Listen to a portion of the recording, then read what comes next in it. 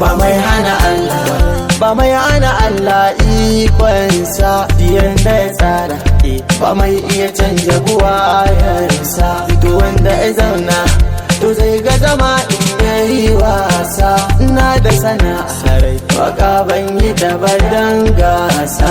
Idan yau muni na san wata ran ba mu ne ba, ko mutuwa ta kyali ai tsufa ba zai kyale ba. Na fara sana'a tun na karami ban tasa ba, na sai da rake karas da salad ban kyale ba. Mangwara na sai da giginya amma barai na ba. Mai aikin noma ikadan yan kare mutunci na so kwandasta to shi ne dai ban samu ba.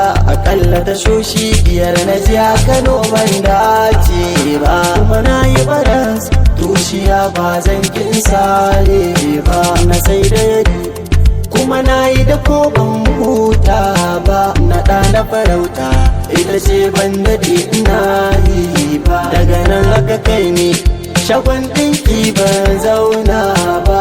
A wannan sa'in rini da bugu suke kaiwa. Mai wankin leda farkar bugu ban manta ba. Kuma na yi gwangwan shi ne har yau ban daina ba. Na sai da ruwa na yi faskare na sai riga. Na sa an kai ni kofar bai ta kalmi.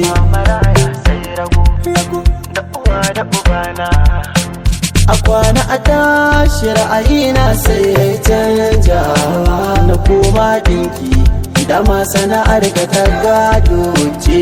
Na koya na iya kuma na koyar. Sana'ar dinki na koya na iya kuma na koyar. Na iya sakar hula na iya na koya kuma na koyar.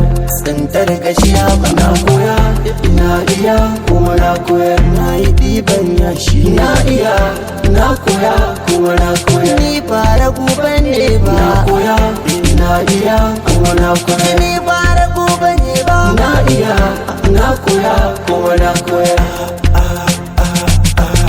Ina maza ina ma dakar kurai na mai nema. Ku bar ganin yana fama kwana shi alfarma.